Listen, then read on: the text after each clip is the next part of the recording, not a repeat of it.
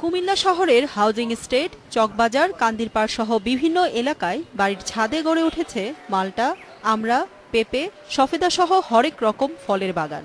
অনেক ছাদেই টবে চাষ হচ্ছে পুঁইশাক, কচুশাক, কলমি, শিম, ঝিঙ্গা। শহরে ২০১১ সালে প্রথম নিজ বাড়ির ছাদে সবজি চাষ শুরু করেন উপসহকারী কৃষি কর্মকর্তা মোসলেম উদ্দিন। তাকে দেখে উৎসাহিত হয়ে গত ৬ মাসে নগরীর অন্তত অর্ধশত বাড়ির ছাদে চলছে এই কার্যক্রম। আমি ১৪ সাল থেকেই ছাদ বাগান পরামর্শ দিয়ে যাচ্ছি। কুমিল্লা শহরে আমার পরামর্শে প্রায় ৩৭টি বাগান সিজন করা হয়েছে।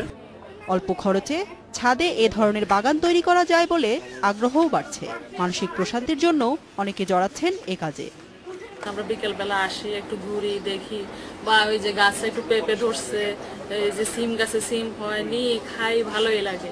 আমাদের বাচ্চারা এখানে বিকেলবেলায় আসলে এই গাছের ছায়ায় খেলাধুলা করতে খুব আনন্দ অনুভব করে।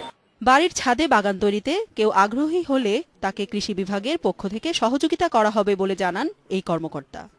সব বাড়ির মালিকদেরকে যারা ছাদটাকে যেন ব্যবহার করে এবং তাদের প্রয়োজনের যে পরিমাণ ফল এবং সবজি দরকার সেটা যেন তারা ছাদ থেকে উৎপাদনের মাধ্যমে ব্যবহার করতে পারে। এই উদ্যোগ একই সাথে পুষ্টি চাহিদা পূরণ করছে এবং পরিবেশকেও বাসযোগ্য করে তুলছে বলছেন এর উদ্যোক্তারা। Independent news desk.